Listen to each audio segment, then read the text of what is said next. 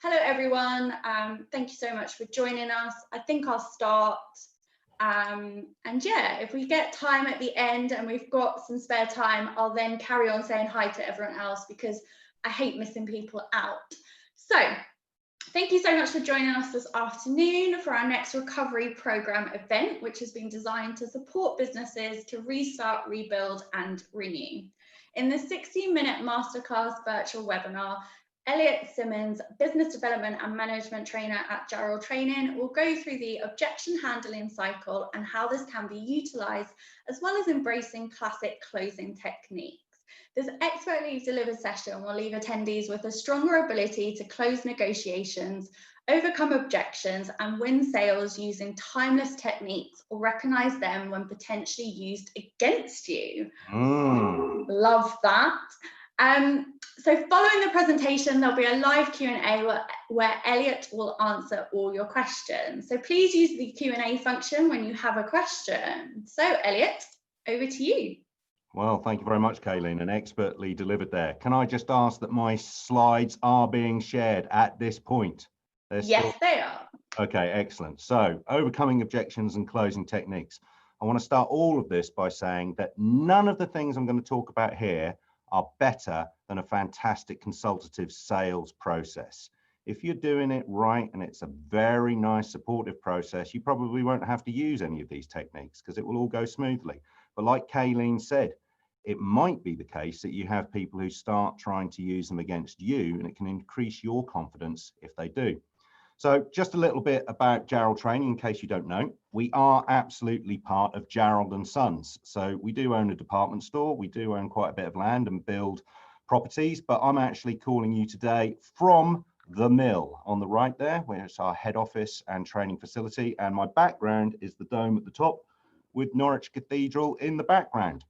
So at Jarrell Training, we've been training for 30 years. We are part of a wider organisation that's been going for 250 years this year, and we're an accredited training centre in health and safety, project management, IT training, as well as leadership and management. But what gives me the right to come and talk to you fine people about overcoming objections and closing techniques? Well, I'm a Norwich boy born and raised. I love Norfolk, so I'm happy to support this.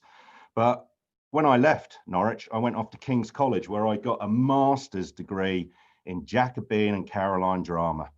I went off to Aberdeen, King's College, and then went to an all-girls university in Naples to study Macbeth.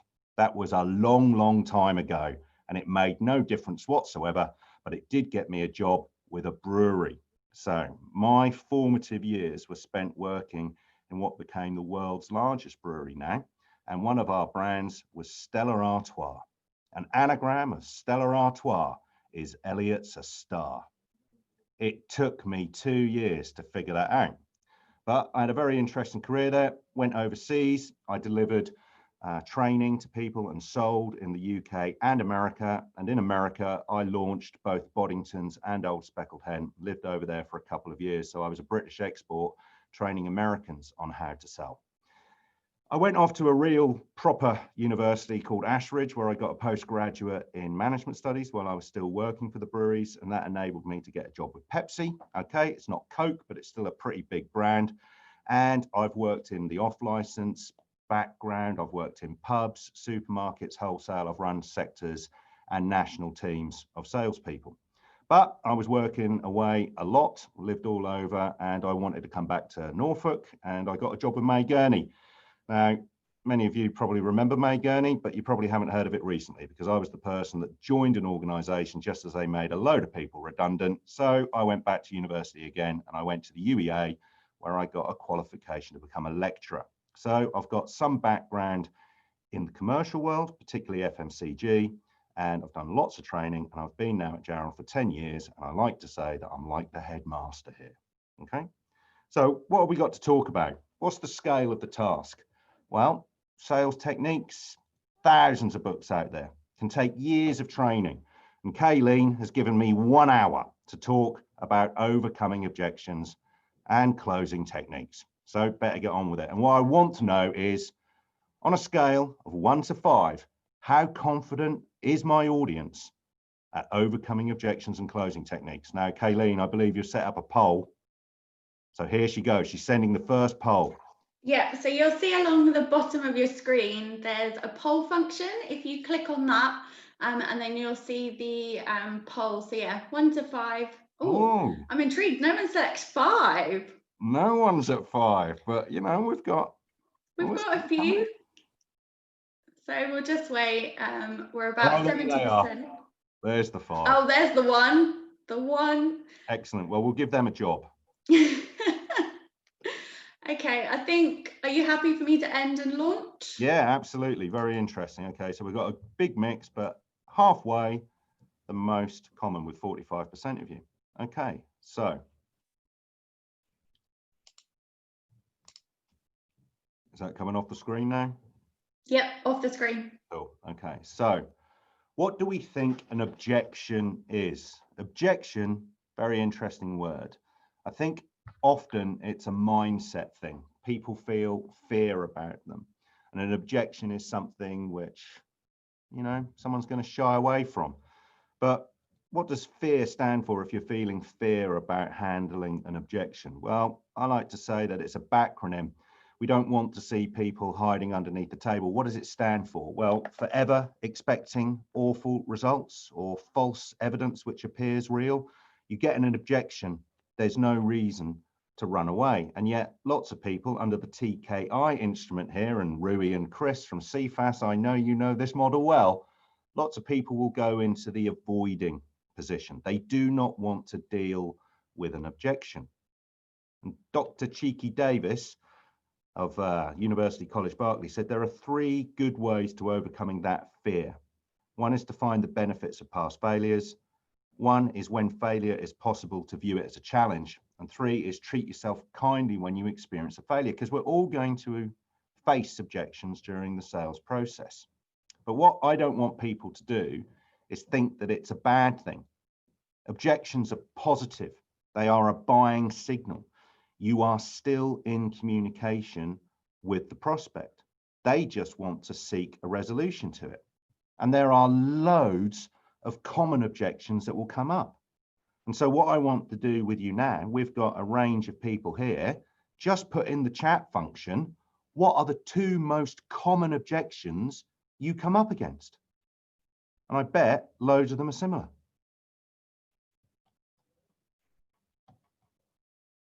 What have we got coming up, Kayleen? Sorry, I'm just sending out reminders to people who are late. Oh, right. So that's why my head's going like this. I'm not being rude, I promise. So we have price. No time. No time. We've had 2 people say too expensive. Yeah. Pricing and time. Yeah. Time. Oh. Can't afford it. Oh. No time. Too busy. Time. Expensive. Time. Price. Not interested. I see a theme going on here. Yeah, big thing. Not interested, you probably shouldn't be having a conversation with them. Price is something that's pretty common and a big thing. Time, space, you know, I haven't got the right dates as part of time. And this is the point. There are some really common ones that you could neutralize before they even have to come up by skillful handling and preempting of that call. But sometimes you're going to get an objection and it needs to be handled. So what I'm going to take you through now is a classic objection handling cycle. It involves some psychology, and it sounds a little bit like a government slogan because it's 3 words that you need to remember. Okay, so you're in a situation and an objection has come. Of course, you're feeling confident because you know that it's still a buying signal. They still want the conversation to go ahead. They've said no for some reason and they don't want to go ahead. You've had the objection. The first thing you should do is restate it. You play it back to the individual that's given you the objection. This proves that you were listening. So what you're saying is that price is an issue.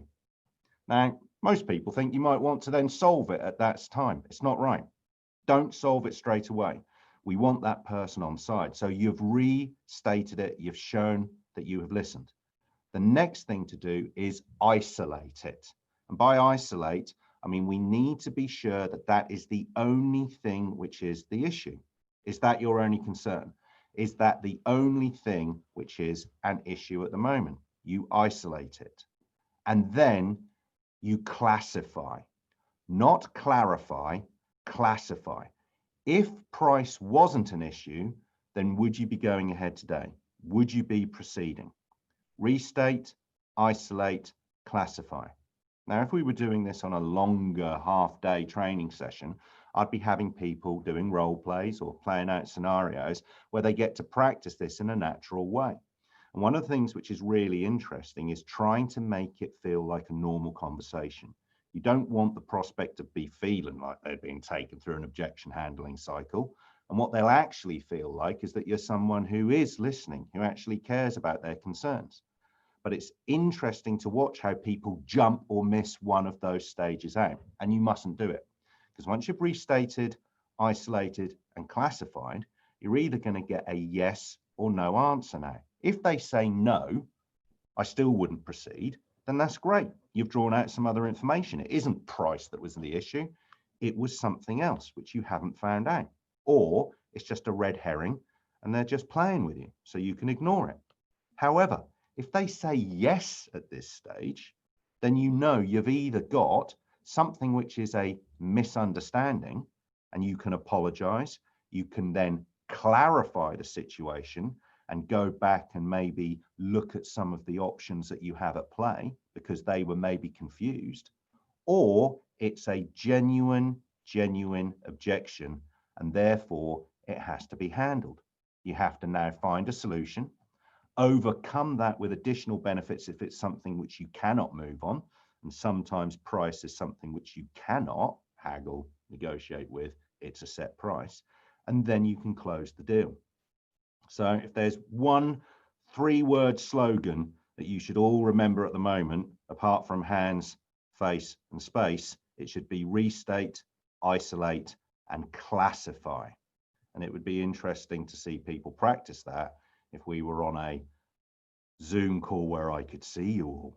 I'd now be picking someone like Rui and Chris or Andrea Wilson, who's a fantastic actress, and I'd have you role play this out to see if you can do it.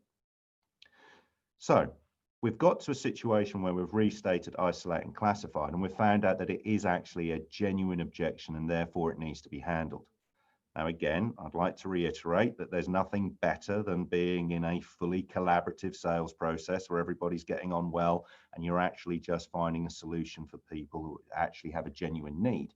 But if you have to get to a stage where you use a closing technique, I want to ask you another poll question.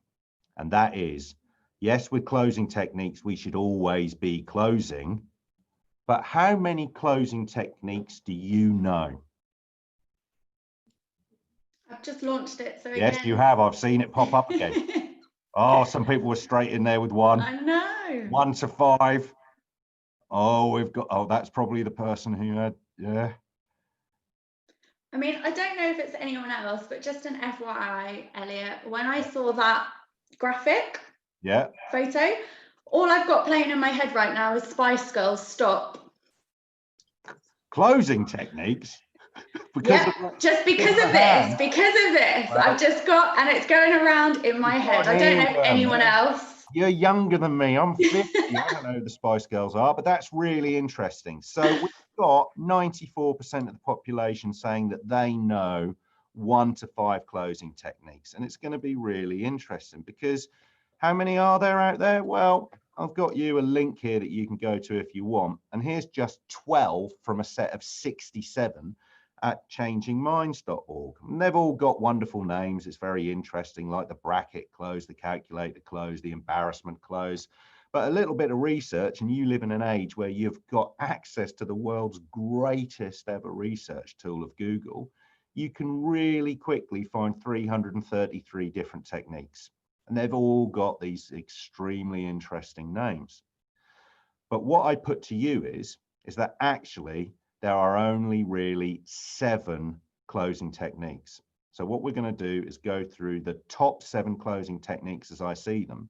And my argument is that any other closing technique that you find is a variation of one of these.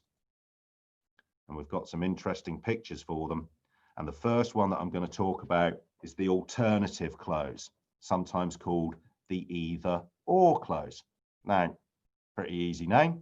We've got a set of scales up there. The alternative close says, so which would you like? Do you want blue or do you want green? You're giving people an option of two if it's just purely alternative, or either or.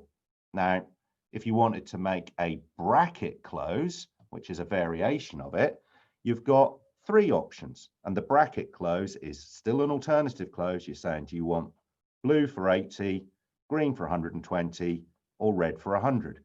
Now, the bracket close as an either or one is interesting because psychologically people don't want to take the lowest option because they might be seen as a skinflint. They don't want to go for the highest option because that might be seen as too expensive. So they might take the middle option.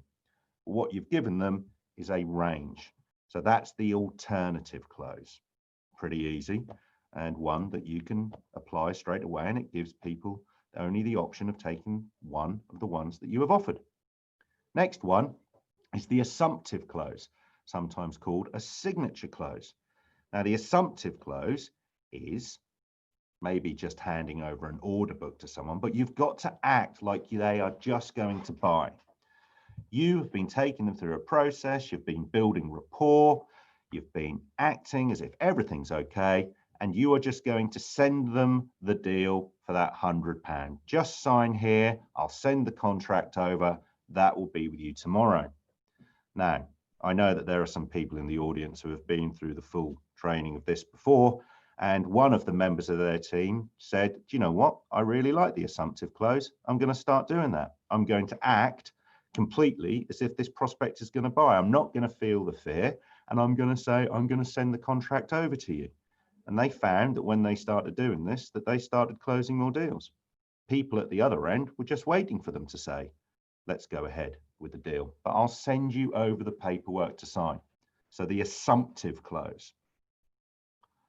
Next that I want to talk about is the Halfnelson.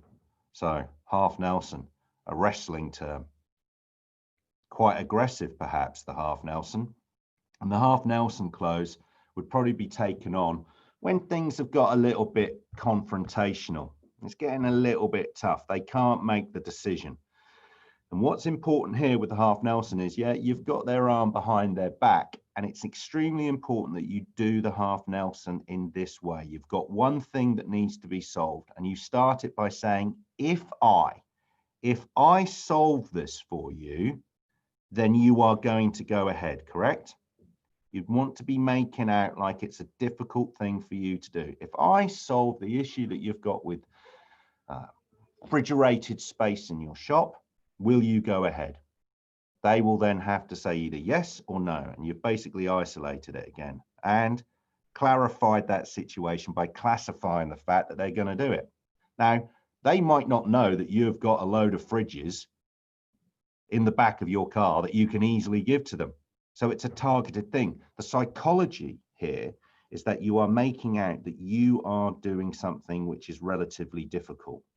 If I solve this, if I go the extra mile, then you will go ahead, correct? Obviously, it would be a good idea that you've got the ability, the mandate, the resources to be able to solve that. But it's very much like an obligation close. And the mafia have been doing this kind of things for years. If I do something for you, then you'll do something for me, right? So we go that extra mile, we make the effort. But if I, then you. Always you first. I mean, as in I, not you. If I solve this, then you. Okay? The next one is my own personal favorite, the Duke of Wellington. They start getting some really good names now. The Duke of Wellington close. And there he is. Now, the Duke of Wellington close by our American friends is surprisingly called the Abraham Lincoln close. And some people might know this as a pro-con close.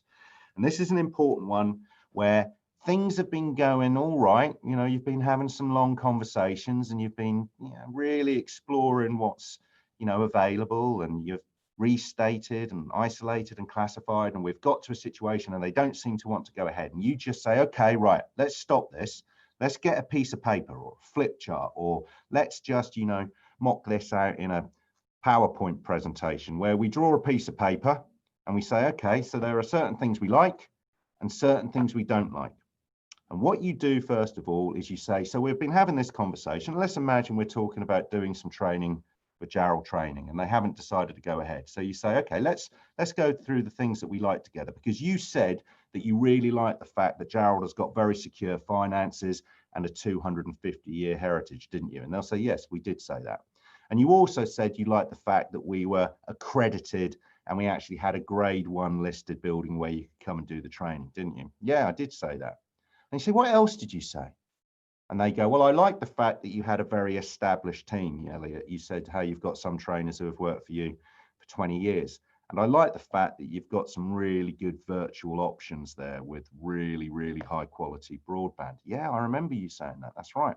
You also said that you like we were COVID secure, didn't you? And we put that extra room in place at the back, which is isolated from everywhere else and got its own kitchen, its own bathrooms. Yeah. Oh yeah, you said that you really like the fact we're a NEBOSH Gold partner and we can do bespoke and scheduled courses. What else did you say? Oh, I said that I really like that you do lunch from the feed, the local charity, and that you've got free secure parking. Yes, you did say that. And you like the fact we're an ILM awarding centre and we gave free polos, and we also did apprenticeships and we have IT suites. So what have you done? You've gone through a long list of the positives. You have shown that you have listened. Then you say, what don't you like? And you shut up. You say nothing. You do not help them find the things that they don't like. What was it you didn't like? Hand them the pen. They've got to pull out the thing that they didn't like. And as if by magic, they say, well, you're a bit expensive, aren't you? And they've got that price issue then lined up against all the positives. And you could overcome that by saying, yeah, we are a bit more expensive. This is the reason why. So the Duke of Wellington or the Abraham Lincoln clause gives you the opportunity to prove that you've listened. And it gives you an opportunity to restate the benefits and maybe even put a few others in there which you hadn't talked about beforehand. And it outweighs the thing which is an issue. It also maybe brings up what the really, really, really true objection is to handle. Now, you might be in a situation where they come up with a long, long list of objections, but usually it's one thing, the thing that you need to solve. So again, it's back to restate, isolate, and classify. So you're saying we're a bit expensive. Is that your only concern? So if we could do something with the price and we were less expensive, would you go ahead? They'll answer, yeah. You might be able to then find a bit of funding from Norfolk Chamber or something like that to help with the cost of the training. The next up is the cautionary tale or fear clause. Now, in this modern day, a lot of people don't want to use the term a fear clause, so they talk about a cautionary tale. But still, what we're trying to do is point out that if you don't go ahead today, there's going to be some ramifications. Now, a classic cautionary tale is to say, this is only available now. This is time sensitive. If you don't do it, it's going to go. If you don't make the decision today, you're going to lose it. It might be that the price is going to go up if you don't make the decision today. It's a now or never. When it's gone, it's gone. You need to buy now. The stock is limited. It's not going to be available if you don't buy it now. Or you might want to go down a route of saying, yeah, well, I've given it to somebody else down the road, and if you don't take this now, you're going to go out of business. You're going to fail because I'm giving it to your competitors. It's up to you to decide what sort of level that you want to put that cautionary tale in place. Now, the similar clause to this, which I haven't actually put here, but I want to now, is the higher authority clause. And the higher authority clause is when you meet somebody and they basically say, I haven't got the ability to make that decision. And I'll give you one quick story from my past of the beer industry. I like talking about my time in beer, but there was a brand called Gold Label. Don't know if there's anyone there who remembers Gold Label. It used to be a 10.9% barley wine sold in 275ml cans. They were like little slabs of gold. And we used to sell this stuff. It had like a 1.5 year life on it. I think it's down to 9.5% now due to duty regulations. But what we'd do is we'd sell whole trunkers of this, 24 pallets, and you'd sell it twice a year. And up in the north of England, it was a very, very, very popular drink to have. And the wholesalers would buy these lorry loads of it. And it was a big investment. And once I was going into Booker in Leeds, and I knew that the buyer was away and he had an assistant buyer there. And I happened to have somebody who was out with me that day by the name of Graham Gibson, who was sales director. And I said, what I'm going to do in here, Graham, is I'm going to use a fear close on him. It's going to be a higher authority. He's going to say, my boss isn't around. I can't make that decision. And sure enough, we went in, we had to sell that gold label there. And then it was all part of our plan. And he said to me, Elliot, I can't do that. My boss isn't here.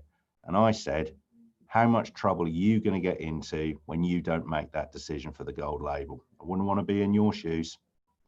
He bought it. I could have been nicer. I could have used the feel, felt, found close, where I actually say, very much like the cautionary tale, I understand how you feel. Lots of other customers felt like that when their bosses were away, but they found out that if they made the decision today, their bosses would be happy with them because you buy it every year at that price and get the gold label in stock. So cautionary tale, fear close, higher authority, or the feel, felt, found. Next close is the lost sale. The lost sale close. Where did I go wrong? You've been doing really well. You've built rapport. You've done all your research. You've followed the steps of the call. You've been a professional negotiator. You get all the way through to the end, and then they basically say, no, I'm not going ahead. I don't want to do it. It's been going well, you thought. And then all of a sudden it goes very, very wrong. And what do most people do? They leave. It takes a really strong person to go back and actually say to them, where did I go wrong? I thought we were doing really well. And what will usually happen then is you'll get the true reason they couldn't go ahead. So I'm going to tell you a couple of stories. One was when I was selling Boddingtons in America. And in America, beer is distributed via wholesalers, distributors. And in Colorado, there's a company called Golden Brands. And Golden Brands have the entire state of Colorado to deliver beer to. And one day we were going in, and you always had to go in with somebody from the distributor. And I went into a pub called Rosie's. And Rosie's was an Irish pub. And the Irish and English pubs out there were considered low-hanging fruit for Boddingtons. And we went in. And I went in with these two guys from Golden Brands, and I'd been getting on really well with Rosie, and I was younger then and better looking, and my hair was just, a little bit nicer. And at the end, she said, no, I don't want to buy it. And I was devastated. I couldn't understand why. We walked back out, me and these two guys from Golden Brands, and they lit up a cigarette, and it was, a long time ago, so smoking wasn't so shameful then. And I said, you know what, I'm not going to accept this. I'm going to do the lost sales close. I'm going to go back in and find out from Rosie what's wrong. So I went back in and I sort of changed my demeanor. I said, Rosie, I don't understand. I thought we were getting on really well. I thought Boddingtons would be, the right sort of brand for you. And where did I go wrong? She said, it's not you, Elliot. It's not you. It's them. It's Golden Brands. I sell Miller. Golden Brands is a cause house. All the big houses would have one of the main American lagers. If I have anything go wrong with your brand, they won't want to look after me because I don't stock the big American lager. So I said, okay, so what you're saying is it's Golden Brands, which is the issue. Yeah. Is that the only issue? Yeah. So if Boddingtons wasn't with Golden Brands, would you be going ahead? And she said, well, yeah. And I said, Rosie, I can't take Boddingtons away from Golden Brands, but they sell the draft. I've got another house that does it in cans. So rather than buying it in a keg, would you buy it in cans? That's from another place. And she said, yep, no problem at all. So just by having the courage to go back in, I found out the real reason and I was able to close that deal. Now, it doesn't always have to be you that goes back in. It could be that you get your boss to ring up. And if anybody ever gets Susie Jarrell from Jarrell Training ringing you up and goes, where did Elliot go wrong? What did he do wrong this time? You'll know that we're actually doing a lost sale close, because Susie Jarrell and me get on really well, but we've found out that if she rings up and says, where did Elliot go wrong? They'll usually find the real objection. And it's usually something to do with dates or the price, or it's not quite the right course. We need to bespoke it a bit. So I hadn't done my job properly. I hadn't found out what they really wanted. She can then come back to me and say, get it right next time. Okay, so the lost sale close. And I would strongly urge people to really look at their own behavior when they're in sales, and when they've lost something, do they go back and genuinely find out why? So the final closing technique is ask for it. Just ask for the business. So many salespeople seem afeared to actually say, can we go ahead, please? I want your business. And it's considered by many the #1 technique. And if any of you have ever listened to Zig Ziglar, an old school American motivational speaker about sales, he tells one brilliant story about how when he was a junior salesman and out in America selling pots and pans door to door, he'd go to town after town, village after village, and go around selling these kitchen pieces of equipment. And one day he'd been talking to an elderly gentleman, and he'd been taking him through the entire portfolio, and he'd been showing him these fantastic pots and pans, and the old man had been nodding, nodding, nodding, and Zig Ziglar kept going on and going on and going on, and the man kept nodding, and Zig never, ever asked him to buy the product. And Zig walked away and was disappointed. And the old man's daughter came running after him and said, I'm really angry with you. My dad wanted to buy those pots and pans, but you never asked him. So we mustn't forget to sometimes ask for the business. So my question is now, what's your favorite? So Kayleen has got the poll. Give me a sec. Because I'm interested to see what comes out best.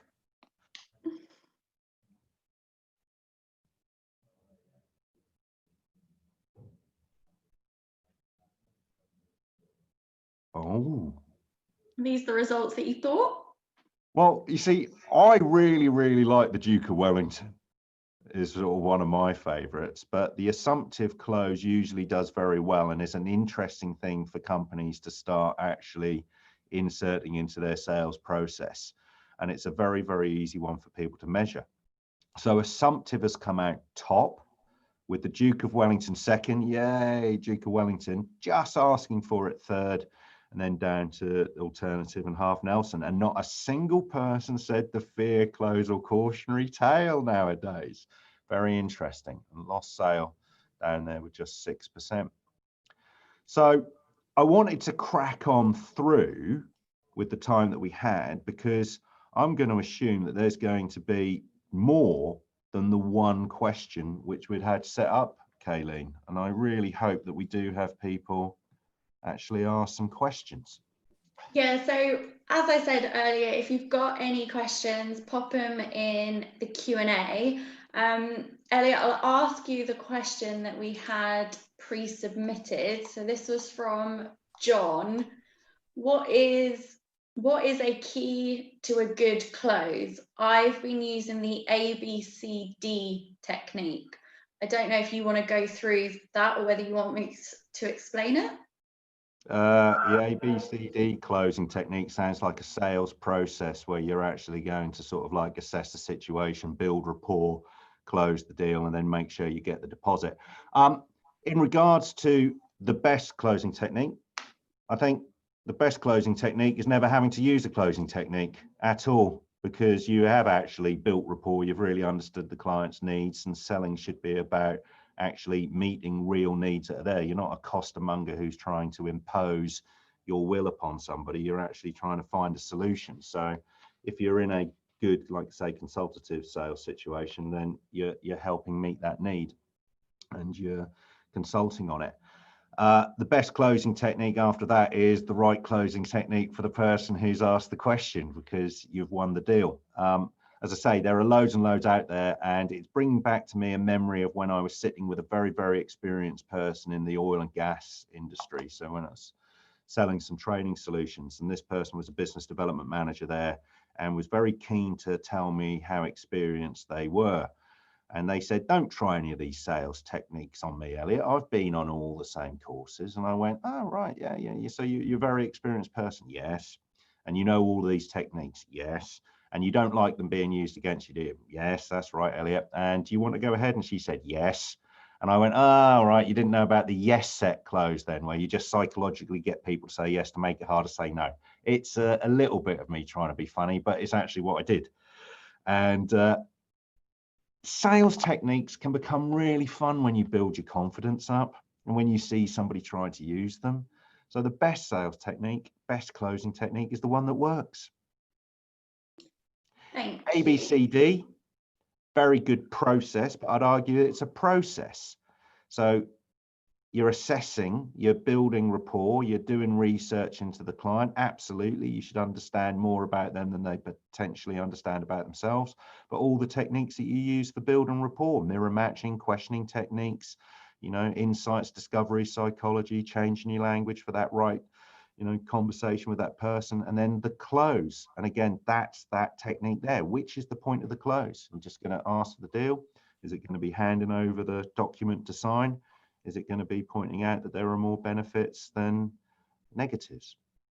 And then, yeah, get that deposit, get that sale. Doesn't exist until you got the money in the bank. Did that answer the question? Yeah, I would say it does. Also, sorry, I forgot to mention as well, if you want to verbally ask a question, just raise your hand, and I'll sort that out as well. So I want to see someone be brave and pop up, because I'd love to have seen you all. Okay, so we've got quite a few questions, so let me just get through them. So I feel like this one's more of a bounce question than a real question, but it's from Charlie saying, ask Elliot if he's ever written anything. Charlie Gavane, have I ever written anything? I have written a few novels. They are available. I wouldn't ask anybody to Google that because they're dark and dangerous fantasy novels in a world where Harry Potter wouldn't last 5 minutes. And I've also, does it count as writing if you write a board game? Oh, that's not going to show up, is it? There we go. I created my own board game, got it manufactured, set up a company, learned a lot about closing techniques with Polish manufacturers, but there we go. Yes, I've written a book, 2. Third one hasn't come out yet. Love that. So any tips for negotiating in a digital environment when you can't be face-to-face or even Zoom? That sounds like it's a lot of exchange of emails, and I mean, we run a negotiation skills course here where we go into much more than negotiation techniques, but the principles are always going to be the same. You're going to be still setting climate, you're still going to be setting tone, the tone of the email. I would still want to research the people that you're dealing with and their company as much as possible, but it's about responding, not reacting, making sure that you still get back to people. But if you can't see them look them in the eye, if you're just doing it purely from data, and just be careful you don't get into haggling. Haggling being you've only got one variable which you keep changing. So the classic haggle is about, you know, price. I want to do it for £100. I want to do it for 50. Okay, 90. Okay, 60. All right, let's land on 75. That's not negotiating. That's just haggling. So even if you are doing it purely digitally, make sure you bring in other variables. And the old adage of tea chest for OXO cubes, if they ask you for something, always make sure you get something back of equal or greater value. So be well prepared and planned. Thank you.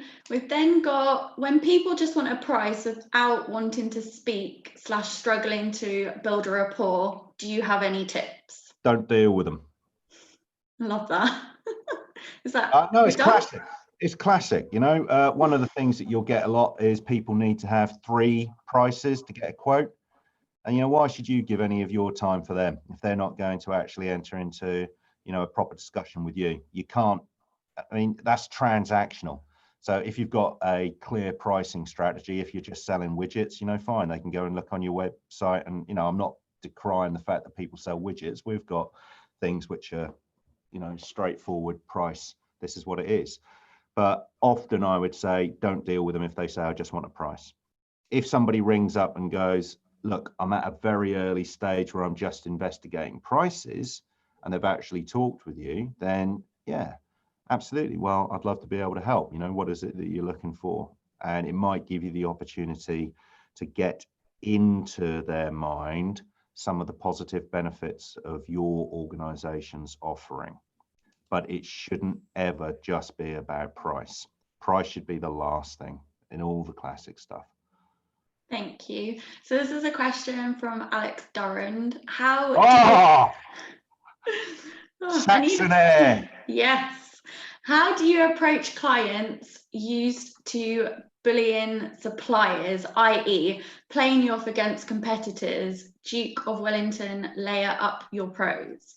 Well, Alex, I love dealing in very combative negotiations. And let me tell you, when you're dealing with brands like Stella Artois and Tesco in the old days, and Stella Artois was the #1 brand in multiple grocers for value, there was more money spent on Stella Artois than there was on Coke. It tells you a lot about the British public.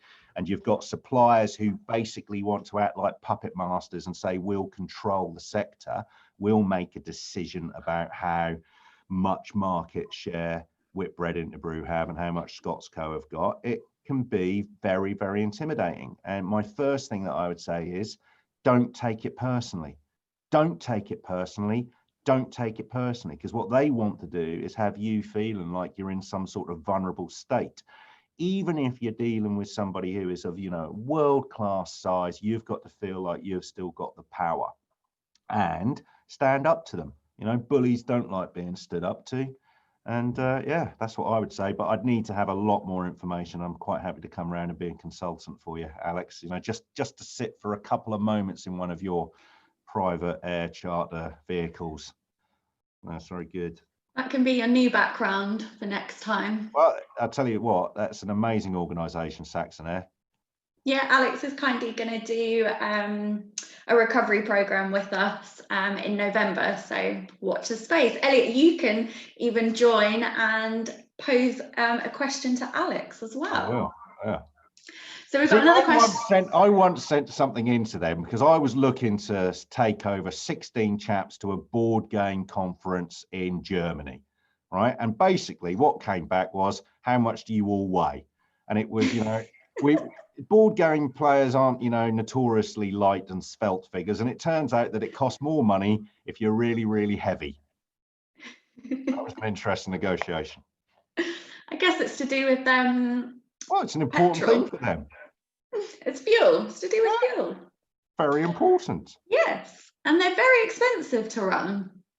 So we've got Roy Schramm. Hopefully I've said that right. Are there differences between closing techniques in different cultures? Great question. I've given some advice to people who have to deal with Norwegians and Russians and being very sort of like aggressive organizations again. And I would say that there are.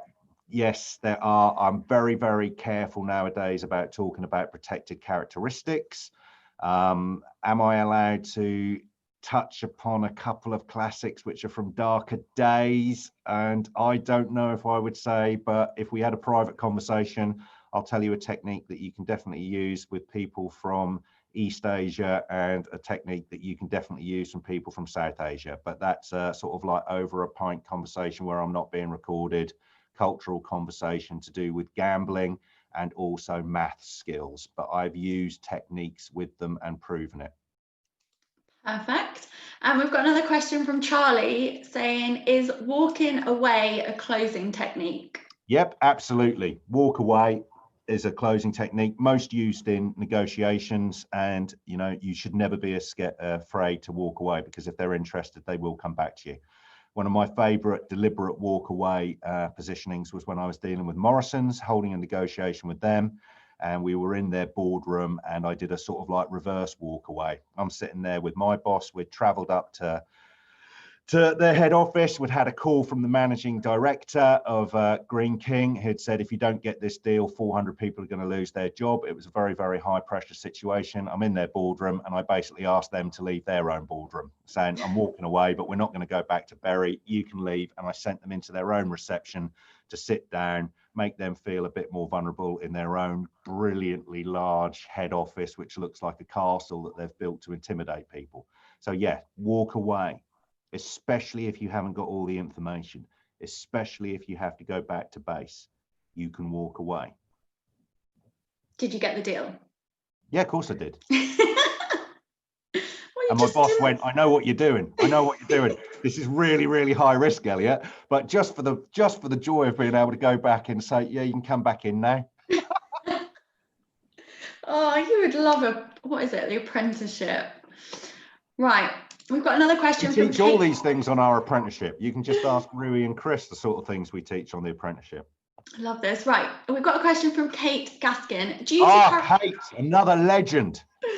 Due to the current situation, so many people say, we'll have to see what happens. I understand this, but we can't put stuff off forever. Yeah. Ways around this, please. I would go straight into that cautionary tale situation, but a bit more of the feel, felt, found. Yeah, absolutely, completely understand.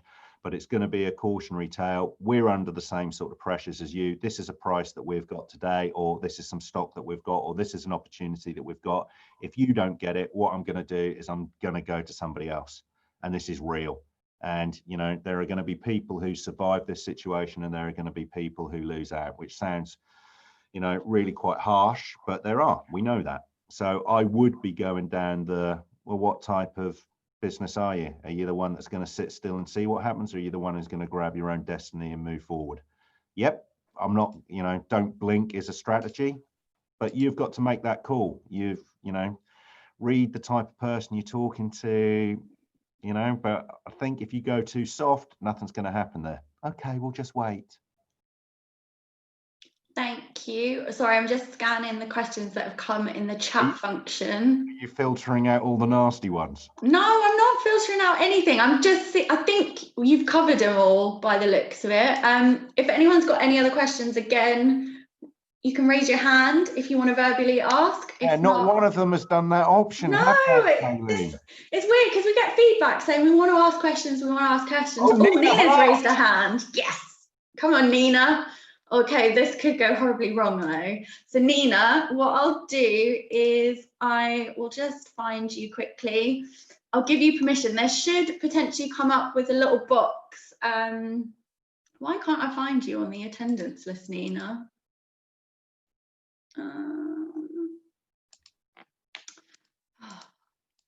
Nina, quickly unraise your hand and I'll find you that way.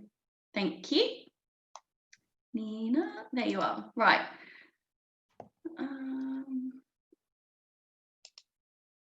Right, Nina, I'm allowing you to talk. You just need to unmute yourself. Right, we're fine. There are no cats around. Everything's fine and under control today. Perfect. What is your question? I've had a lot of conversations with people through networking, and it has seemed to me that for the last few months, a lot of people just want to chat rather than actually buy. How can I recognise the chatters from the buyers? The ones who probably aren't at networking. Oi!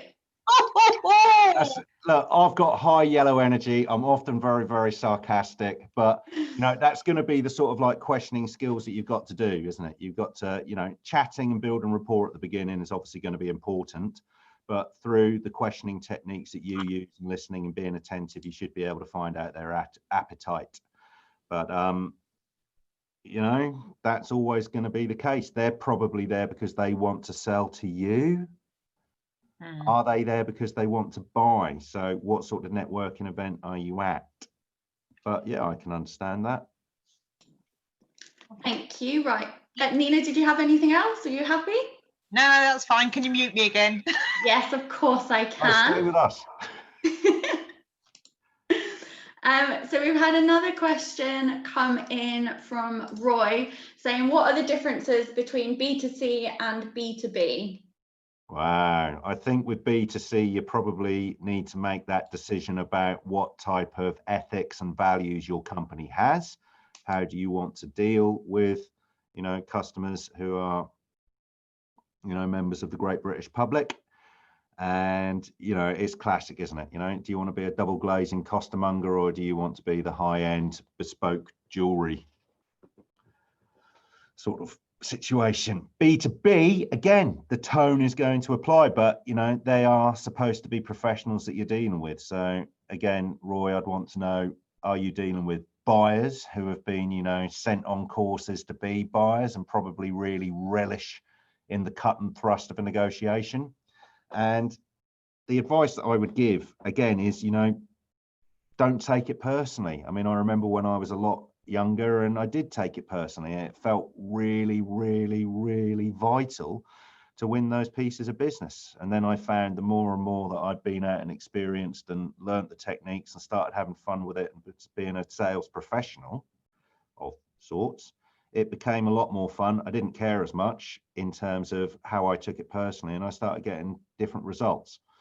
So I would always prefer B2B personally, but that's my sort of background. Thank you. So I just want to check if there are any other questions. Again, you can ask them verbally or via the chat or Q&A function. While we wait to see if we get any more questions, just to let you know, and I have put it in the chat function, that we've released more recovery events. I'm pleased to let you know that the next session will focus on how to motivate your staff beyond the curve. And this will be a virtual masterclass with Lisa Collin from Flagship Group, and I've put the link in there. I think, like this one, it's going to be an amazing virtual event. So yeah, if you're free. She's a fantastic speaker, fantastic. Yes, I do love Lisa. Like this one, it's completely free to attend, so come along if you're free. By the looks of it, I don't think we've got any more questions, but we do have 5 minutes. So Elliot, is there any other? Yeah, I sort of planned for this. I thought I'd put a little bit of an extra challenge section in, and that people are going to think that we figured this out beforehand, and we absolutely haven't. No. What I wanted to do is I constantly sort of tell my apprentices that I'm on about the cognitive hierarchy, about how we have to go through knowledge, understanding, application, analysis to get to synthesis and evaluation. So once you've sort of studied things for a while, you can come up with your own models. And I came up with my own model, which is called the thank you model of customer service. I love this. Not an objection, but somebody's rung in with a complaint. And this is what I say you should do. Okay, so the first thing to do with the thank you model, someone's rung in with a complaint, is to say thank you. Thank you very much for bringing this to our attention. It's going to frame the whole conversation. If a complaint is received, you're actually going to acknowledge that they've brought it to you, and that's useful. It's useful to get a complaint. Much like an objection, we should be rubbing our hands together. This is good. Then here, properly listen to them. They often just want to get something off their chest. You should be demonstrating active listening skills. Do not talk over them.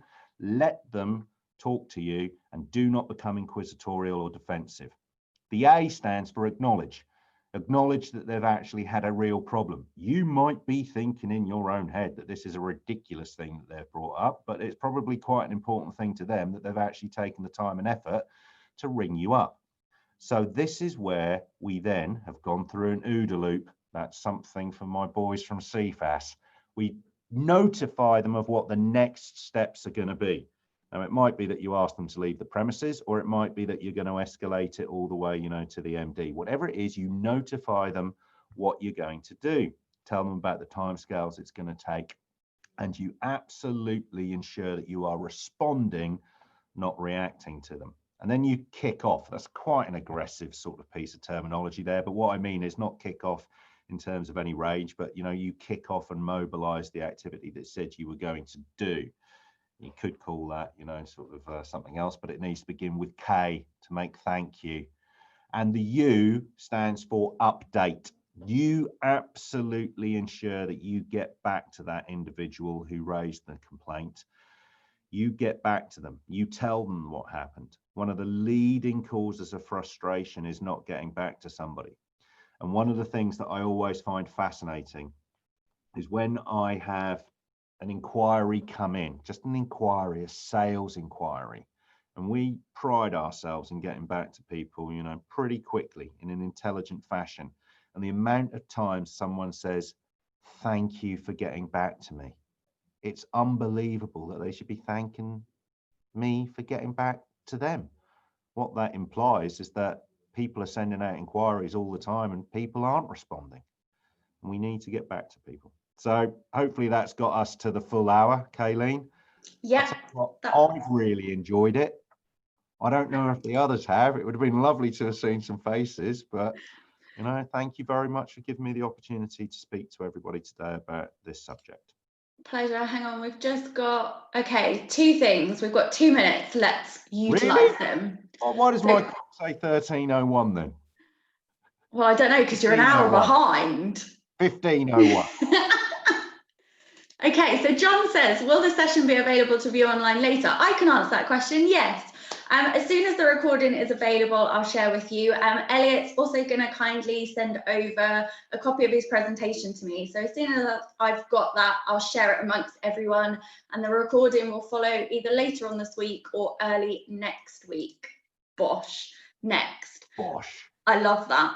And then Matthew says, so Elliot, can you please send around the details of your leadership training as part of the follow-up? So if you want to send that to me, I can then put it in the post-event email and I can CC Elliot in. So then if anyone's got any questions, wants to know more about the leadership and management training, apprenticeship, anything like that, you can go back to Elliot directly. So absolutely, be very happy to discuss our range of leadership training options.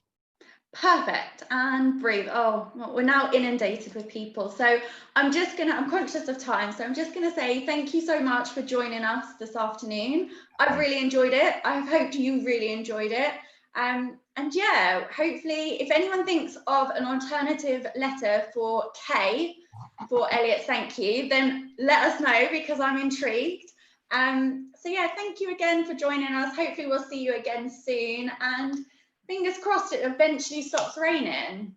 Elliot, do you want to say a final farewell as well? Final farewell as well. No, I really did enjoy it. Thank you very much. As I say, these are techniques. We do not always advocate them. A consultative sales approach and, professional negotiation, helping people is the most important way of doing it. But everybody should have in their kit bag the tools and then be able to precisely pick the right closing technique for the right person that you're talking to. And you can have fun with them. You can. I've also seen a question as well that someone wants some more in-depth information about training that you do on this subject, Elliot. So if you can share that as well, that would be great. Absolutely. Cool. Well, enjoy the rest of your afternoon. And yeah, hopefully we'll see you soon. See you later. Thank you. Bye.